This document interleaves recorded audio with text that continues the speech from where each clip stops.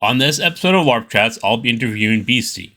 At the time of this recording, they play out of Three Lakes, an Amtgard group in Elma, Washington. In this episode of LARP Chats, you'll hear Beastie talk about their mentors in Amtgard, lessons they have learned from them, and how they eventually moved beyond playing the game and stepped into the role of a park officer. You'll hear about how they are affecting the game, from helping found a new park to creating and running fun battle games, and eventually even starting a special boat battle day where they literally play the game in boats on a lake.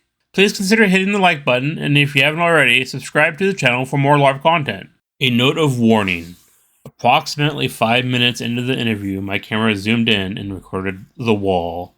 The audio is unaffected, but if you're watching the video, you won't be able to see our faces. Sorry for the inconvenience, and now on to the episode.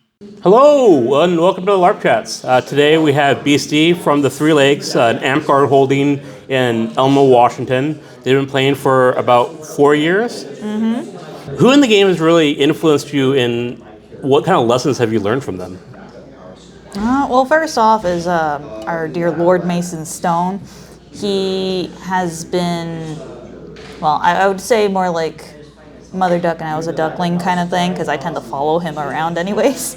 But I find him to be an excellent influence as well as a leader, and so I've been trying to get behind him because he's got both sides of Amtgard, like the stick jock and the skill, as well as the community aspects of it. So I find him a great person to follow. Kolbjorn is also an excellent... Who? Kolbjorn? Oh, Kolbjorn? Right. Yeah, our dear crafter, primarily crafter, is one of the first people who really pushed me into the game. I can recall him on my second day out. You know, the first day I was just kind of watching everything. The second day out, he was just giving me a sash and being like, go, do the thing. So he has also been excellent. Not so much mentor, but more of a pushing force, and I respect him greatly. What kind of lessons did you learn from Mason or the person that's pushing you, Cole? Kolbjorn. Kolbjorn. There you go. There's so many Coles. Anyways. No worries. Part of it is just like jumping into it. Amtgard, primarily because of the people who are just in Amtgard and attracted to Amtgard, is very much you have to kind of jump into the game and really start learning. It's not a formal classroom setting. It's, you know, you got to get in there and start doing the stuff. And both of them have been very pushy towards me and trying to make sure I get out and doing stuff. You know, Mason has been particularly supportive in that respect, in which I have a good foundation for which I can push forward. Well, that's always nice to have. Oh, yeah. So have you found yourself in a mentor role? And if you have what lessons have you imparted to your mentees? I've been a little bit, mostly when I was back at Greenwood Keep. There's been a couple of new players that came through, and yeah, Three Lakes has plenty of new players. I do kind of let the more experienced players handle them, but I also jump in and be like, hey, this is how this happens, this is how this happens, and I don't mind if people follow me out into the field, particularly if, you know, if we're doing like a quest day. I remember one time we had a bunch of people show up for a quest day that had never played the game before at Greenwood, which was really interesting, and I ended up with 3 of them and being like, hey, this is how we're going to do it. You know, I'm going to keep you guys out of the majority of the combat so you don't get overwhelmed, but we're going to run around the woods and have fun anyways. Did you learn any lessons from teaching them the game? I mean, I learned a little bit about myself as like, I kind of have to take a moment and be like, all right, what's the easiest way to explain this? Because I do tend to info dump. And I've got to be like, all right, well, let's not overwhelm them with a bunch of information. I've got to learn how to really be concise about it such that I can boil it down to a 10-minute thing and it'll be easy for them to remember. So that is not so much a lesson of like, you know, this is great, this is not great, but a lesson to myself of like, I have to learn it. Right. Were there any early pieces of advice that you were given that have really stuck with you? Well, one of it's just like, it's just a game. There's been times where I've gotten overwhelmed in the field and I've just had to take a step back and be like, all right, cool. Got to take a moment to cool down. I'm going to get a little cranky on here. So that's a very important lesson. It's just like, it is at the end of the day, just a game. And the other thing is like, just jump into it. There's a lot of people here who are happy to encourage new players and to help out people who, you know, may be new, may not be new, whatever, but help them learn a new thing. So just jump into it. Yeah, it's a good lesson. What kind of traditions or customs in the game that you've heard about or experienced that you kind of cherish? One of the big ones that we're just starting, because Three Lakes has 3 lakes, is that we are starting to incorporate on the hottest Saturday of the year that we can find, somewhere in July, is a boat day where we have Amtgard, but we take it out onto the water and start messing around. We did that last year, and that was our first time, and definitely some things learned there, like do this type of game, don't do that type of game, because it just completely unbalances it. Because the actual water element, rather than just marking it with cones or something, definitely puts a different spin on it, and working with the physics and everything is wholly different. Oh, I imagine. I can't think of any time I've heard where people did a literal lake battle. So that's really unique, and I'm glad that's a tradition that you guys are starting. Yeah. Where did the idea come from? Just kind of like out of shooting the breeze, being like, hey, wouldn't it be cool if we did this? And then just trying to work out the logistics from there. How did the first day kind of go with that? Well, as I said, a lot of lessons learned. Definitely some things. There was our first game, I ended up making a poor call and having them pull.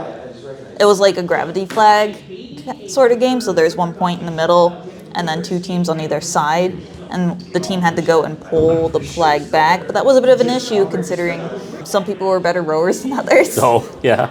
So one team didn't get there in time, and I'm like, okay, next time if we do this again, it would be a push through so that the other team has a chance. And then from there, we ended up running a couple other games of like just try and get around this point and just try and tip the boats because, we're in the water, it's fun.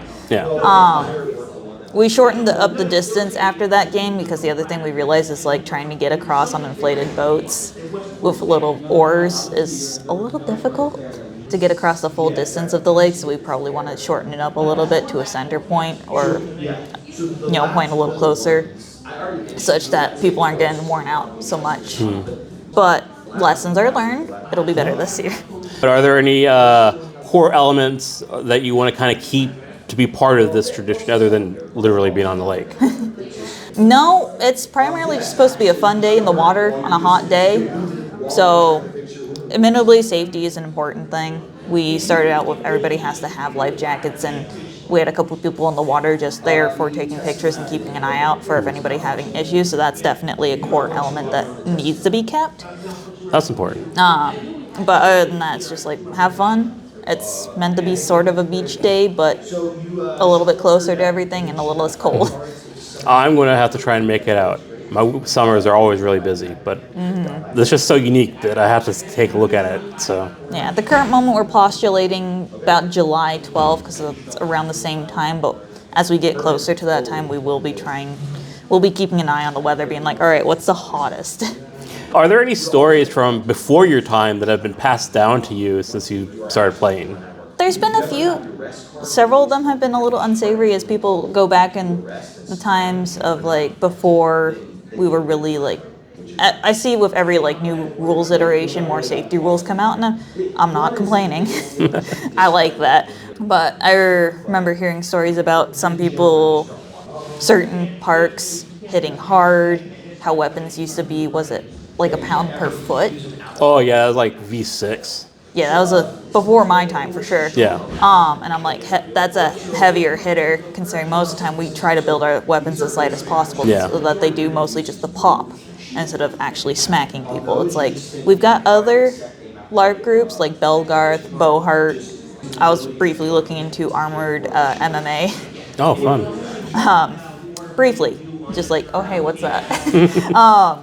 We got other groups that are more heavy hitting and everything. Like Amtgard is part of Amtgard is just making it so that everybody can play in some sort of way, and I feel like the movement to safety is better than that. Yeah, I mean, better for that.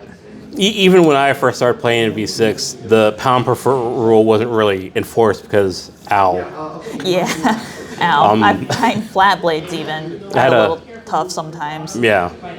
Just because they're hitting over a smaller area. Yeah, and then occasionally I'll hear stuff about ways that at large events things have happened where, somebody lied and some minor ended up getting somebody else into trouble. by accident, but they were doing things that they weren't supposed to do, that they weren't allowed to do. And so the adult in the situation had to take responsibility and take the blow because they're the adult. And I was just like, that sucks. I'm glad we're cracking down on that kind of thing, but it still sucks. And there's been some players who haven't come back because they got banned from that from the event for that thing, and they're just like, you know what, this is a little too touchy. I'm just gonna step out of the game. So, would you think, based on the stories that you've heard, it's is it more positive than it was? The atmosphere, the safety, and holding people accountable for their actions. Oh, totally. It's great that we're holding people accountable for the actions. Most of the stories I've heard is just like this one time of like some minor lied and then got into stuff they shouldn't have gotten into, and the adult in the situation got banned and then didn't come back because they're like, no, thanks. So I'm still glad that we're cracking down on it. It's just unfortunate that it happened to those people. I feel a little bad, but I know generally speaking, if that happens, that's generally somebody else was co-cert. So I know there's a bunch of stories that I haven't heard because, if they're properly banned and permanently banned, then keep it there. So I just mostly hear about the stories where it's like they were banned because gray areas and then didn't come back because it was touchy after that. But the move to more safety and cracking down on people and making sure that we're upholding Amtgard's commitment to making it so that everybody can play this game, I think is great. What are you proud to have accomplished or just contributed to in your time in the game? Admittedly, this was more stressful than Pride, but as one of the founders of Three Lakes, because when we started Three Lakes, I came on as champion and as one of the original 5 Monarchy. Now, currently I am Monarch of Three Lakes. That is definitely something to be proud about. For me, it was a big step because before that, I hadn't been in any Monarchy positions, kind of hadn't really been close to them. So learning all of that was the stressful part, learning how to do it. But I feel like it's definitely been a chance for me to grow, and I should acknowledge that that's an accomplishment. Yes, you should. So your time as champion, what did you learn from that experience that has helped you continue forward for example, you're in Monarchy now, so you're still doing offices. Yeah, so part of it's just leadership. I know champion, one of the things that I heavily emphasized was safety, particularly because we had a bunch of new players, so I'm like, guys, this is okay, this is not okay, knock it off. But also just, it gave me an incentive to really start stepping into the game and learning the game, because at that point I had known what I was playing, but I hadn't really paid attention to a lot of other things. And so again, a little bit stressful on the political side because it's, politics always happen, and this is my first time really actually having to stick my nose into it, being like, what's going on? Whereas before I could kind of just scoot around the sidelines and ignore it. But there's also, between learning more about the game itself, weapons checks, armor's ratings, different classes and everything hadn't been as high on my list of things that I wanted to learn about rather than just the one class that I was playing. Right. So that was definitely an adventure. It was a lot of fun though, particularly with learning different types of games that I can run, different types of terrain, and really starting to think about it in ways to incorporate that was something I enjoyed building games. I did run a couple quests as champion. I have a knack for procrastinating though, so that was one of the more stressful points, is trying to get everything together so I could run a quest. And that was definitely an experience. There were some better parts, some worse parts.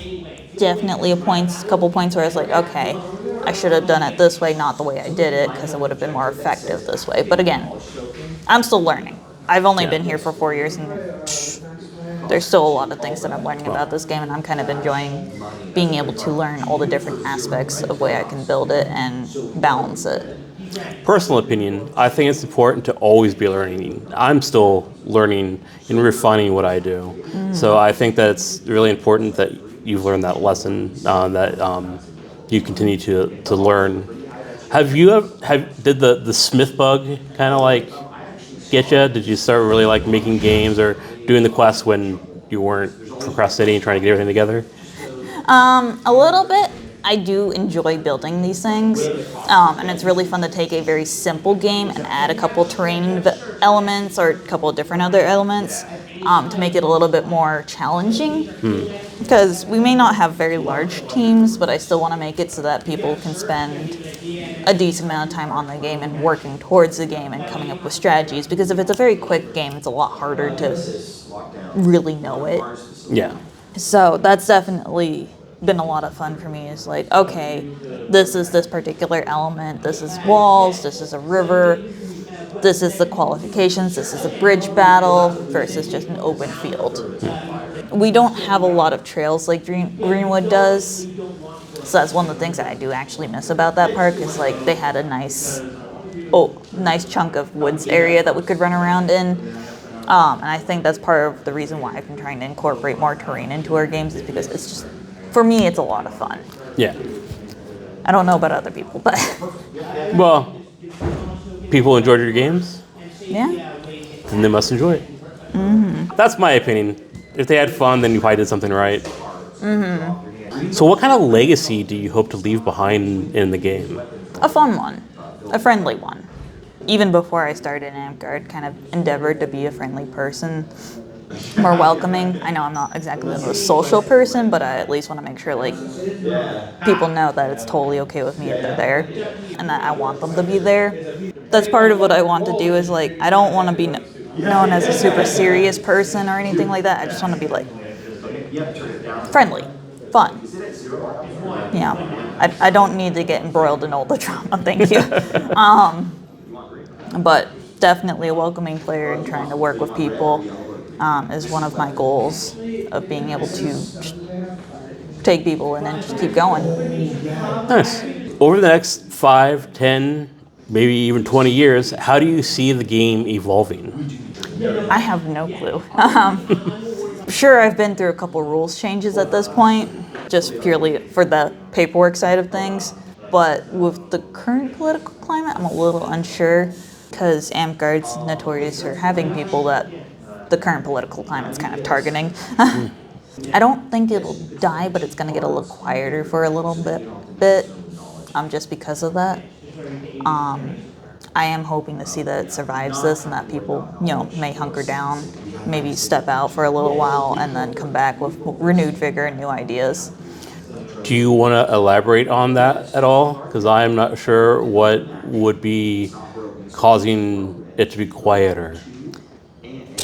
I feel like there's a handful of Amtgarders for sure who, when our president was elected, was like, nope, I gotta go.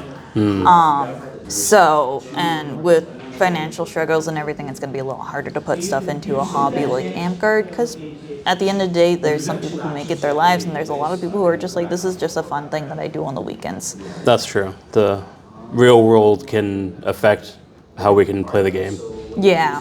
So what I'm hoping is that people table it if they do have to table it, and then come back to it when everything's kind of settled out with renewed vigor and new ideas. Now, of course, I have no clue if that's actually going to happen. I don't know if we're just going to get a new boom because people are like, I want community, I want to be out and about, particularly because everything's kind of crashing around me and I need something. So I don't know, could go either way. There may be a lot of people who join Amtgard being like, please, for the love of God, let me be free for 5 hours a day.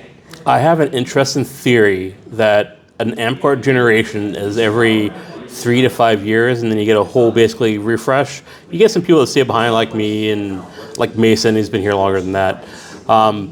So yeah, it's kind of interesting because you're now starting to see some patterns, I think, because you've been in the game for 3 or 4 years. Yeah, not that I've been aware, but...